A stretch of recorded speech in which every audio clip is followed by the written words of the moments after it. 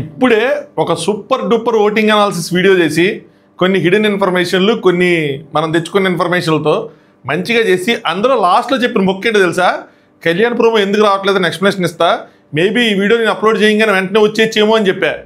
వెళ్ళి అప్లోడ్ చేయకముందే ఆ వీడియో వచ్చేసింది, వాళ్ళ ప్రోమో వచ్చేసింది. సో ఆ ఓటింగ్ అనాలిసిస్ వీడియోని పక్కన పెట్టా. ఒక 1 అవర్ 1.5 అవర్ అయిన తర్వాత దాన్ని రిలీజ్ చేస్తా. ఈ లోపల ప్రోమో 2 అండ్ ప్రోమో 3 ఎవరిదైతే రీతు వాళ్ళ ఫ్యామిలీ ఎంట్రీ ఉందో, కళ్యాణ్ ఫ్యామిలీ ఎంట్రీ ఉందో దానికి సంబంధించిన ప్రోమో అనాలిసిస్లు. Let start. హాయ్ ఫ్రెండ్స్, నా పేరు Anand, welcome to top news. Morning నుంచి కళ్యాణ్ ఫ్యాన్స్ ఎవరైతే ఉన్నారో మావాడి ప్రోమో ఎక్కడ, మావాడి ప్రోమో ఎక్కడ, మావాడి ప్రోమో ఎక్కడ అన్నా, ప్రోమో ఎక్కడ అన్నా అని నేను ప్రోమో ఎక్కడంటే సింపుల్ థియరీ బ్రో. ఎవరికైతే ప్రేక్షకులు ఎక్కువగా ఎదురు చూస్తూ ఉంటారో ఓపెన్గానే చెప్తున్నా, వాళ్ళ సహనాన్ని టెస్ట్ చేయడం కాదు, వాళ్ళని క్యాష్ చేసుకుంటారు. మీరు ఏం చేస్తారు ప్రోమో కోసం? పద్దాకా వెళ్ళి ఆ స్టార్మా పేజు, ఆ యూట్యూబ్ ఛానల్స్, వాళ్ళకి సంబంధించిన జియో హాట్స్టార్, ఇన్స్టాగ్రామ్ పేజీలు, ఫేస్బుక్ పేజీలు అన్ని రిఫ్రెష్లు కొడతానే ఉంటారు కదా. అగ్రీ చేస్తారా? లైక్ కొట్టండి. కొడితే మీరు అలా చేయటం వల్ల ఏమైందంటే, నాకు ఈ లైక్ అడగడం కొంచెం ఇబ్బందిగా ఉంటుంది. మీరు అలా చేయటం వల్ల ఏమైందంటే వాళ్ళకు కొంచెం వ్యూవర్షిప్ పెరుగుతూ ఉంటుంది. సో వాళ్ళకు కొంచెం ఎక్కువ హిట్స్ వస్తూ ఉంటాయి. అదే సింపుల్ క్యాష్ అవుట్ చేసుకోవటం అంటారు. అందుకోసం అని చెప్పి దాన్ని అలా హోల్డ్లో పెట్టి యాక్చువల్గా అయితే ఫస్ట్ ప్రోమో రావాలి. అది నిన్న నైట్ టీవీ ప్రోమోలో కూడా అదే రావాలి, కానీ రాలా. ఎందుకంటే ఈరోజు మన ఎపిసోడ్లో ఫస్ట్ ఎంట్రీ కళ్యాణ్ వాళ్ళదే, కానీ రాలా. ఎందుకు అంటే అంతే, అదొక బిజినెస్ స్ట్రాటజీ, టాక్టిక్స్ అనమాట. సో అంతే తప్పితే కళ్యాణ్ తొక్కేద్దామనో కళ్యాణ్ ఎక్కేద్దామని కాదు. Top contestant, one of the top contestant, ఆయన తొక్కేస్తే వాళ్ళకేం వస్తుంది? బూడిదే. ఎందుకు తొక్కుతారు? తొక్కరు, ఇంకా ఇన్ఫ్యాక్ట్ ఎక్కించుకుంటారు. సో ముందుగా మీరు చేయాల్సిన పని ఈ వీడియోని లైక్ చేయటం. ఫస్ట్ లైక్ చేయండి. కనీసం ఒక 2000 నుంచి 3000 లైక్లు ఎక్స్పెక్ట్ చేస్తున్నా ఈ ప్రోమో అనాలిసిస్కి. బాగుంటుంది, సింపుల్గా కాదు సూపర్గా ఉంటుంది. దాంతోపాటు పక్కనే సబ్స్క్రైబ్ బటన్ ఉంటుంది, సబ్స్క్రైబ్ చేసుకోండి. మీరు సబ్స్క్రైబ్ కొడతా ఉండాలా, నేను వీడియోలు పెడతా ఉండాలా అన్నట్టు ఉండాలి. అదే బిర్యానీ తిందా కదా చూసా, మీరు తింటా ఉండండి నేను పెడతా అన్నట్టు మీరు సబ్స్క్రైబ్లు కొడతా ఉండండి, నేను వీడియోలు చేస్తూ ఉంటారు. ఆ సబ్స్క్రైబ్లే నాకు ఫ్యూల్. సో ఎట్లాగైనా మనం 75K కొట్టేయాలి. మనం ఏం చేస్తా ఉన్నది కాదు, ఒక వీడియోతో కూడా అయిపోతుంది చెప్పాలంటే, మీరు సపోర్ట్ చేస్తే. సో ఫస్ట్ మనం కళ్యాణ్ ప్రోమో మాట్లాడుకుందాం, దాని తర్వాత రీతు ప్రోమో మాట్లాడుకుందాం. ఎందుకంటే నేను అలా ఆర్డర్లో రాసుకొచ్చాను కాబట్టి. సో నిన్న ఈ సాంగ్ వేసారండి వీళ్ళు. ఇది నాకు తెలిసి ప్రోమోలో ఉన్న సాంగ్ వేస్తుంటారు. అక్కడ లైవ్లో కూడా స్టార్టింగే అమ్మా అమ్మా నీలా అని. అక్కడ కళ్యాణ్ అనుకున్నాడంట మేబీ రీతు పద్దాక అమ్మ అమ్మ అంటుంది కదా, రీతు కోసం వేస్తుంటారు, మ్యాక్సిమం తిను మళ్ళీ డాడీనే వస్తారని ఫిక్స్ అయ్యాడు. ఇలాగే జరిగిద్ది అయ్యి అని చెప్పి కట్ చేస్తే వాళ్ళ అమ్మ వచ్చేపాటికి ఇంకా ఆపుకలాపాడు, పరిగెత్తుకుంటూ వెళ్ళి హక్ చేస్తున్నారు. మీరు ఇక్కడ గమనించాల్సింది ఏంటంటే, ఎంత కోపం ఉన్నా ఏంటి మధ్యతరగతి వాళ్ళం ఏంటి తెలుసా, మనందరం చాలామంది ప్రేమలు చాలా ఉంటాయి మనకి ఎక్స్ప్రెస్ చేయడం రాదు. ఫాదర్ మీద కానీ, తండ్రి మీద కానీ, తల్లి మీద కానీ, కజిన్స్ మీద కానీ, ఈవెన్ చాలామందికి ఉన్న ప్రాబ్లం భార్యల మీద కూడా ఫీల్ అవుతారంటారు లోపల, కానీ ఎక్స్ప్రెస్ చేయలేరు. అట్లీస్ట్ ఇప్పుడు కొంతమంది పెళ్ళైన తర్వాత ఈ మధ్య కాలంలో నాకు తెలిసి కొంతమంది మారి అట్లీస్ట్ వైఫ్స్ కానీ ఎక్స్ప్రెస్ చేయగలుగుతున్నారు, కానీ పేరెంట్స్కి మాత్రం మన ప్రేమను ఎప్పటికీ ఎక్స్ప్రెస్ చేయలేం. నేనైతే మా నాన్నకి కానీ మా అమ్మకి కానీ ఐలువి చెప్పింది లేదు ఇన్ని రోజుల్లో, నిజంగానే ఎప్పుడు హక్ చేసుకుంది లేదు.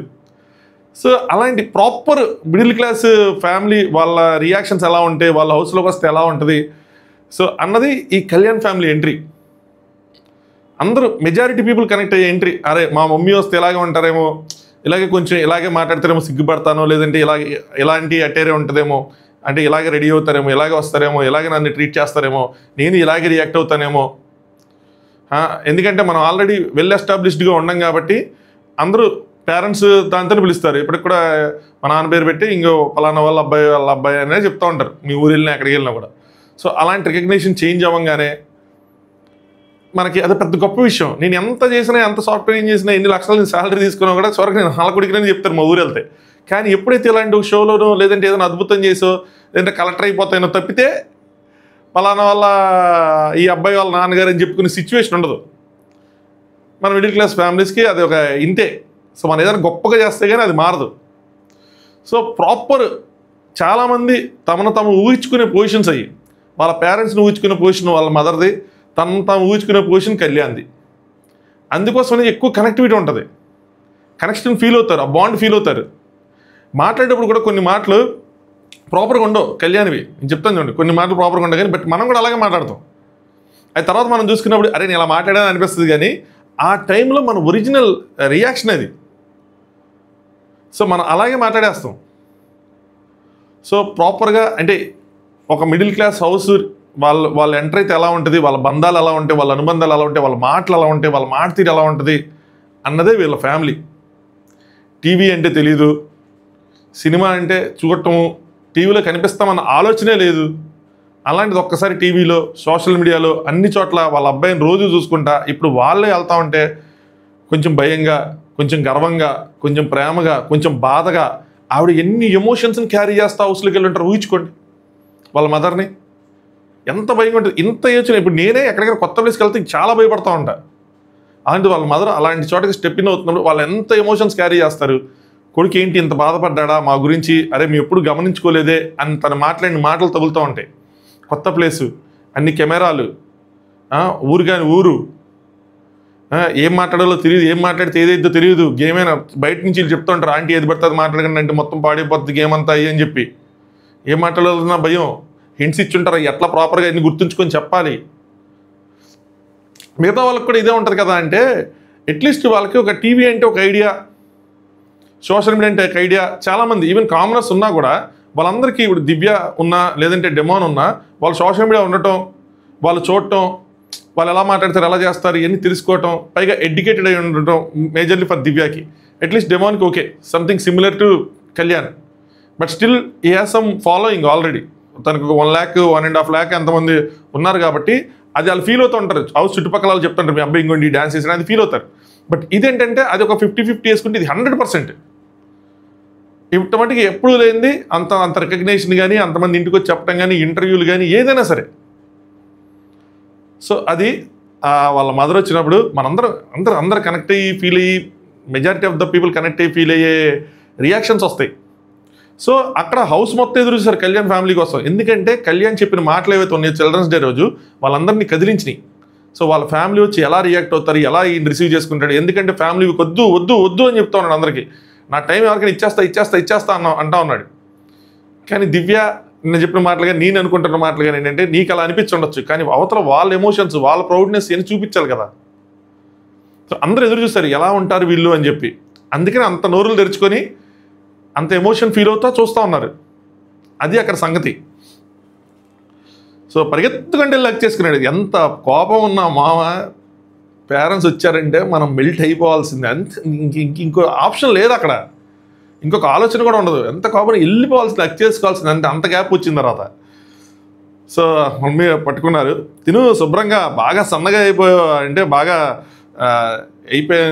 సన్నగా అయిపోయినంట, పిచ్చోడా అంటా ఉన్నారు. సో ఈ కొంచెం మామూలు వాళ్ళు బాగా ఇదిగా ఉన్న వాళ్ళు ఇలాంటి మాటలు మాట్లాడరు, మనమే.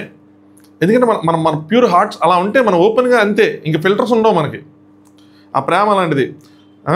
వెంటనే ఉన్నారు, ఇంత మనసులో పెట్టుకున్నావా అన్నారు. మనం ఎక్స్ప్రెస్ చేయం కదా, వాళ్ళకి తెలియదు. అరే మావాడు మిస్ అవుతున్నాడా, మా గురించి ఇట్లా ఆలోచిస్తున్నాడా, మాకు ఎప్పుడు చెప్పలేదే అని అంటే చెప్పలేము, చెప్పుకోలేము, అంతే. ఇదంతా ఇంకా ఫ్రెండ్స్తో కనెక్ట్ అయ్యి అక్కడ బయట తిరగటాలు ఇది చేయటం తప్పితే ఇంత కనెక్టివిటీ ఉండదు. అలా అని చెప్పి వదిలేము, నుంచుంటాం. సో ఆడు ఆశ్చర్యపోయి ఏంటి ఇంత పెట్టుకున్నాడా, ఎప్పుడు చెప్పలేదమ్మా నా కొడుకు అన్న ఫీల్ ఉంటుంది. సో ఆడు కూడా అలా బాధపడుతూ ఉంటారు. కప్పు పట్టుకొని కంపల్సరీగా రావాలి, ప్రామిస్. సో ఒక హింట్, కప్పుకి దగ్గరలో ఉన్నావు, కప్పు కొట్టే అవకాశం ఉంటుంది, నీకు ఆ స్టామినా ఉంది, నీకు అది ఉంది అని చెప్పి, క్యాపబిలిటీ ఉంది అని చెప్పారు. ఇంకెన్ని మాట్లాడుకున్నారో మనం ఇంకా ఎపిసోడ్లో చూడాలి.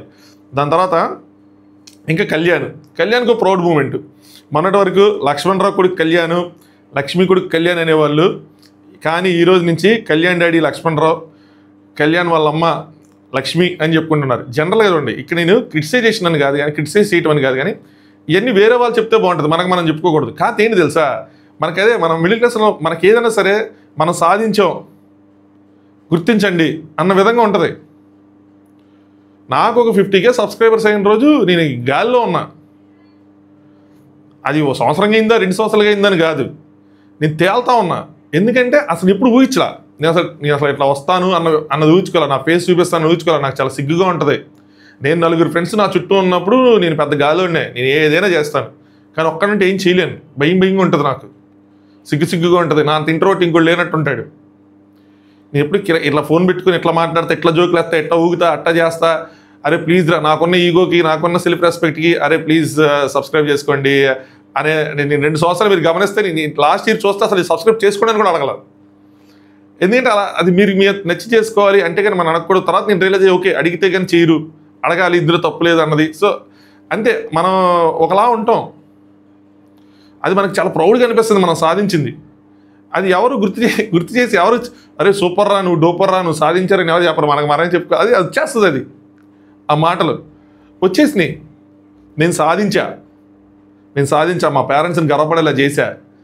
ఇప్పుడు నేను వాళ్ళ కొడుకుని కాదు, వాళ్ళే నా పేరెంట్స్, అదే నా పేరెంట్సే వాళ్ళు అని జనం అలా చెప్పుకోవాలి.